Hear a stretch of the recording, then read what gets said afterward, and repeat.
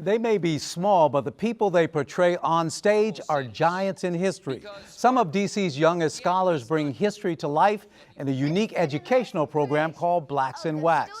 Plus, For Whom the Bell Tolls. No, not Hemingway, but a group of bell ringers in DC who carry on a centuries-old tradition. Washington Full Circle starts right now.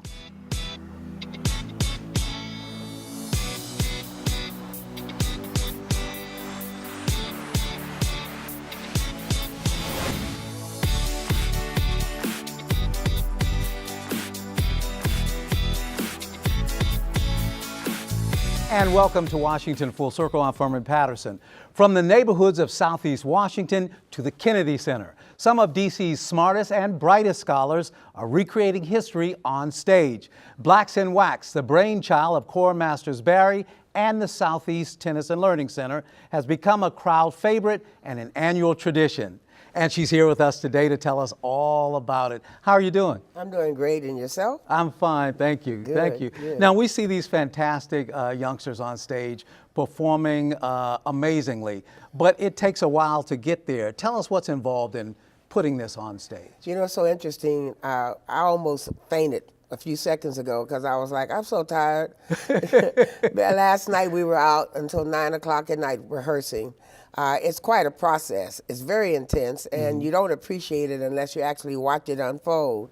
But it's a process where the young people decide that they want to do something different in their lives that they've never done before. They audition, they research characters, and then they get their assignments. They have to memorize the scripts. They help write the scripts. They have to memorize the scripts, and then they have to perform it. So they do the research themselves? They do the research. We insist upon that because Wow. if you don't know who you're portraying or what you're portraying, you can only have so much soul or so much meaning behind it. Right. Yes. And so they do the writing also? Well, they do the writing, yes, Yeah. yes. We help them with the scripts, but Yeah. they what are the main things you want to say about this person? Right. And then we fill it up for them. I see. What's amazing is on stage, they actually become these people that they're portraying. It's amazing. So are there cues to, okay, this person acts like this person, because they have the mannerisms down. Sometimes I'm inclined to believe that many of our people are using this word revolution loosely without taking careful consideration of what this word actually means and what its historic characteristics are. It's really quite a process. They do a lot, of course, in the age of technology. They YouTube everybody. Oh, of course. Pay attention. They look at the characters over and over again, and then they put a little bit of themselves in it. It depends on who the characters are. It's a two-pronged production. Right. There's a museum where there's about 30-something children lined up in full makeup and costume, and I mean full makeup and costume, like the real authentic outfits that the people wore. Many of them reproduced from what they saw in pictures because we have a whole studio and a whole sewing and costume department called Sew and Know, which is a whole total another show. And the kids stand in a wax sort of mode, and then there's a light that is unlit until you hit it with your foot. And when you hit it with your foot, it comes on, and then they just go right into their characters. So they're like, so that's where that term comes from. They look like black replicas. Right. Wax replicas of the character. And then when you hit it, then they come alive. And then there's a vignette that's about 45 minutes to an hour long, where the kids perform. It's like a play, but our motto is different than anyone else. And I don't want to give too much away, but it's quite amazing. And we have a really, really, really special guest this year that that is a secret to everyone, but you're going to be. You're not giving up the scoop just yet. Oh, right? no, because then that would mess up the fun. And then they act out these characters and on stage. And the theme this year is Back Then, Right Now. So, you know, we go from Sojourner Truth to the young women that founded Black Lives Matter. So we show the struggles Really back up then. to date, yeah. And interesting enough, when you hear Ella Baker give her speech about Black lives not mattering, about black men being killed and they don't have the same significance in their lives as white guys or white boys get killed. Then you flip that to Black Lives Matter. Are you kidding me now? Man. 60, 70 years, it's the same rhetoric, the same problems. So it's really historical and it's contemporary. And this is actually a teaching method for these kids. They're not only, you know, portraying their acting skills, but they're learning about history. Well, the most important thing that Black and Wax does, more important than anything, is that it changes the lives of the kids forever. Not just the education and the information they get, but the affirmation to their self-esteem, that they can actually do this. I mean, to a kid who we have at least about 40 kids who've never even been to the Southeast Tennessee Learning Center before. They're all new, so they haven't even seen Blacks and Wax. So they don't have even anything other than the videos. For them to take this on and then take this all the way to the stages of the Kennedy Center changes their paradigm. It takes them from here to here, and they never go back. And I've watched it year after year after year after year. So it builds self-esteem, it educates, at the same time it entertains. Now, where do these kids come from? How are they selected? Well, before we ended up having approximately 170 kids daily, it was mandatory that everybody be in it. But when we kept, once we got the renovations that we talked about a couple of years ago and increased our capacity, both in terms of what Department of Parks and Recs has allowed us to do in terms of staffing, and then, of course, the facility itself, then we said, okay, 100, no, we have to change that. So we said, if you really want to do it, then you can audition. So we don't, and no matter who you audition for, and no matter what you do, you will get a part. You might not get the part you audition for, but if you want to do it, we'll find a place for you. And generally the ages are what? Actually, they're 7 to about 13. And we have more 7-year-olds. It's amazing. My name is Wilma Rudolph, and I did it. It's so cute. But they're really actively very good. Yeah, and I guess the costumes help because the costumes are but amazing. I don't even like to call them costumes because they are authentic clothes. The woman who runs that program is Janice Rankin, who came to us from Hollywood years ago. She runs a Sew and Know program. So she has an addiction. I think she needs a 12-step program. She lives in thrift stores. Really? So she goes all over the DMV and finds everything from a skinny tie to a Martin Luther King to the authentic outfit that Sojourner Truth would wear, and the shoes. I don't know where she gets this stuff from. Amazing. And then she makes it the sizes, her and her team makes it the sizes of the people. Fantastic. So it's not even like costumes, and you see many people. I'm fascinated. Let's talk some more. Okay. Don't go away. More on Blacks and Wax, one of DC's most creative and inspiring educational programs, when Washington Full Circle returns.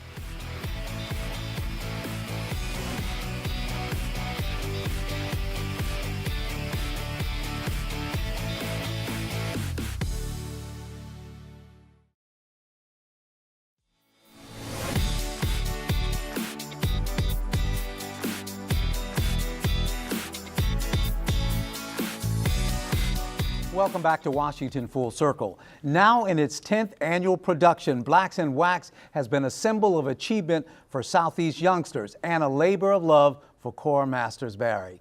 So let's talk about, we mentioned the Kennedy Center, so there are a number of events that happen over a 2 or 3 day period. Tell us what exactly happens. Well, the people have gone to love it and want to attend, so at 1 o'clock on Friday on the 18th, we have what we call a matinee. And it's invitation only because we invite the neighboring schools up to, well, we're going to, by the way, I want to just make sure that everybody knows this year it's going to be at Ballou. And Ballou is newly renovated, and they have an amazing state-of-art auditorium, full production and everything. So the capacity is larger.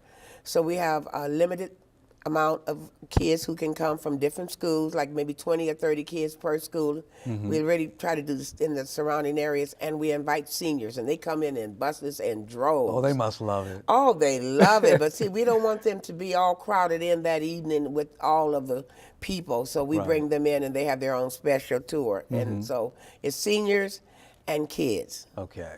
And then at the Kennedy Center.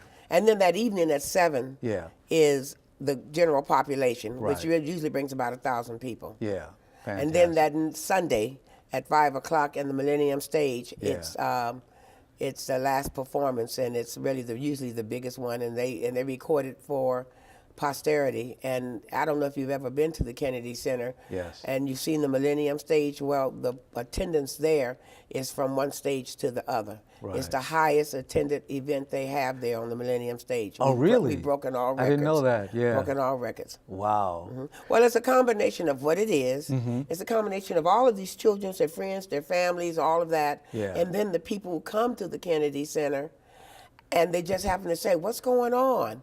And so it's people from general public, it's the families and friends and supporters of the Southeast Tennessee Learning Center, and then it's the general public that comes without knowing. For a bystander, that would catch your attention. Of These course. kids on stage. Yeah, who's this little performing. girl over there with the parasol looking like she's from the 1800s?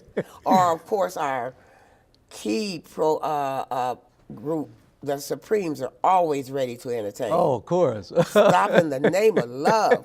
And their ages are 7 and 8. Yeah.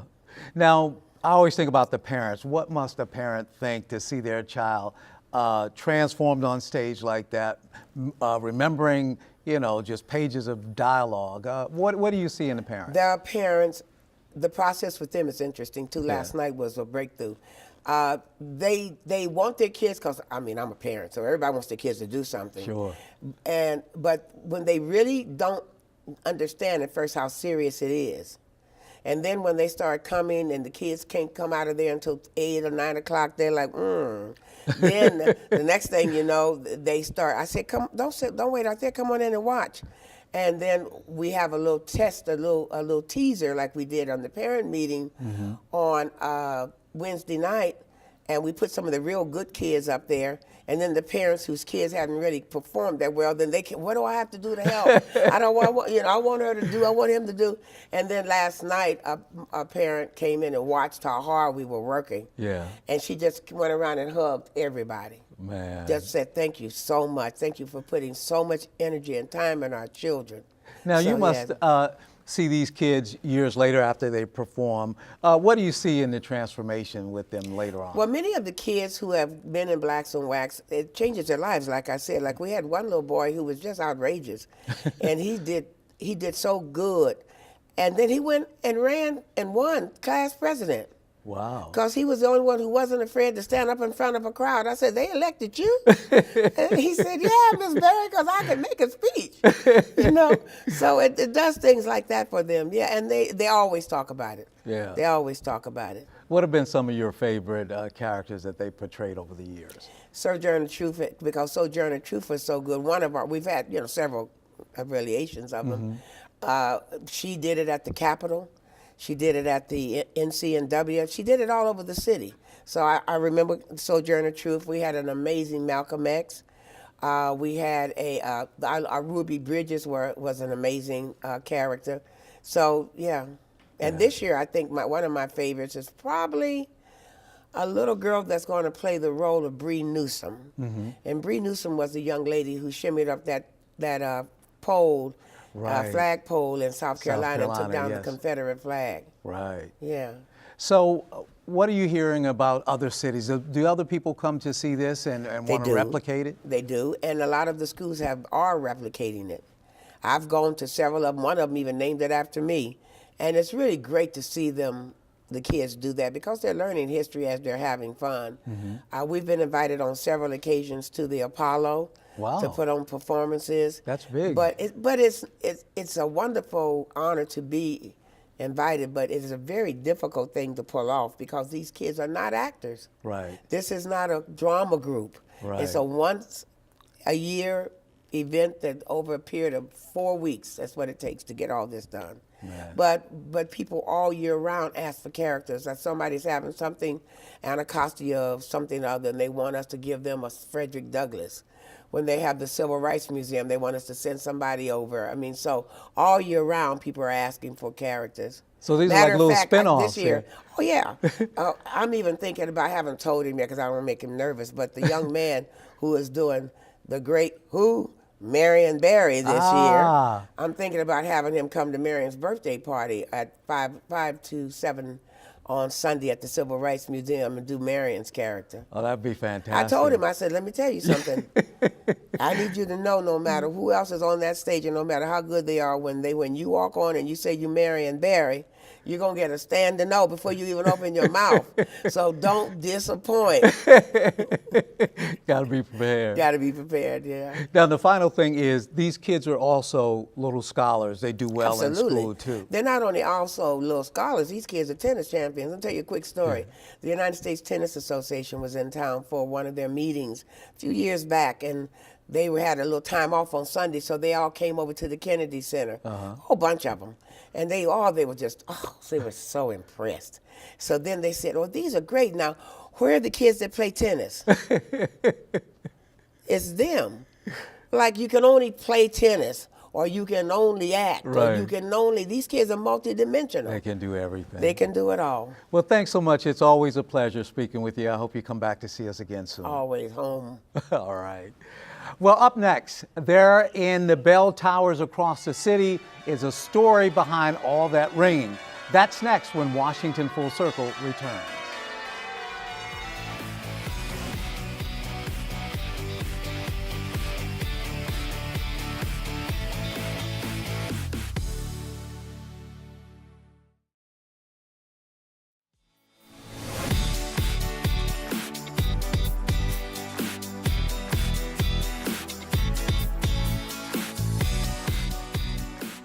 Welcome back to Washington Full Circle. We've all heard bells ringing from church tops and cathedrals at one time or another, right? But ever wonder if there's someone actually in the bell tower? And what does all that ringing mean? Matt Granado goes behind the scenes of the grandest bell tower in the city.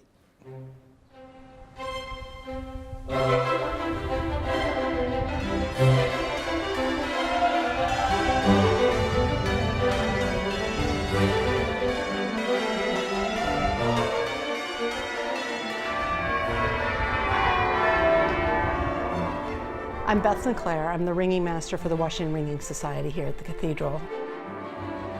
I began ringing as a high schooler in National Cathedral School, the school next door. There's actually a group of women who learned to ring at the school. This is something that's done in a small number of locations in the United States. There's 50 or so towers. The bells here at the Cathedral are rung every Tuesday night and every Sunday for services. The Tuesday night is the practice and the Sunday is for the service ringing. In addition, there are something like 7 or 8 peals attempted a year.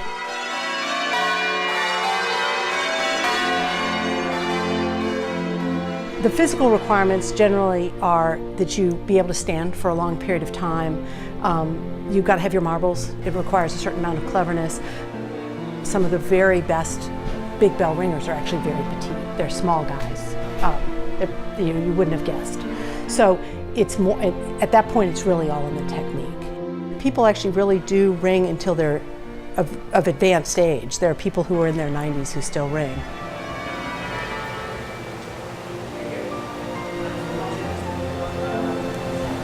Abby, are you ready to do Cambridge right away? It's very much a team sport. In fact, it would be completely pointless for you to visit with just me here. I can ring a bell for you and you wouldn't get any sense at all of what's going on.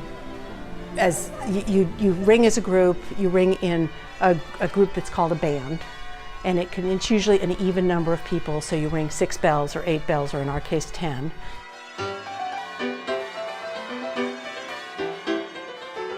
You don't have to be able to read music, and we have people who really don't have a background in music at all. It tends to draw people in who do. When you get more experienced, it tends to be helpful to be able to hear your own bell amongst this kind of cacophony of other bells. When beginners are doing this, it looks a lot harder than when experienced people are doing it. It looks really deceptively easy. It's going to take you about a year of coming once a week to get good at handling the bell, because you've got this big piece of equipment that's on the end of a rope.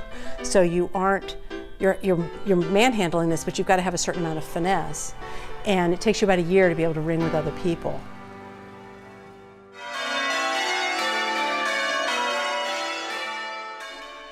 We did ring for Armstrong's funeral, which was a particularly nice tie-in with the cathedral, because he was the one who gave the piece of the moon that's in the moon rock window that's on the south side of the cathedral. For events, and holidays and weddings and things like that, you can ring a full peal, which is at least 5,000 of those changes. As you go 1, 2, 3, 4, 5, 6, you ring them in order, and then you start changing the order of the bells. And each time the set rings, another time counts as one change, hence change ring. Start it, and you either make it to the end or you don't. If it falls apart, you stand and you go home. You don't just start in the middle. We've had equipment break, ropes and clappers fall out. We've had people pass out. We had that happen once. You can really lose it for an infinite number of reasons.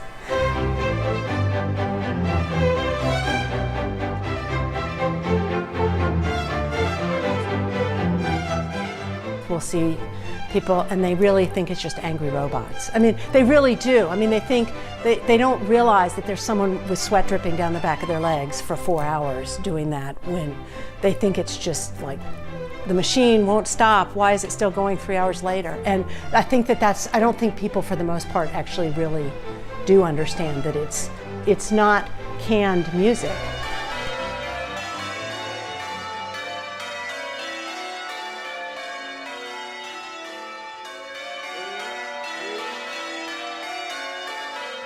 And that's it for Washington Full Circle. Thanks to our guests, and thanks to you for watching. We'll see you again next time.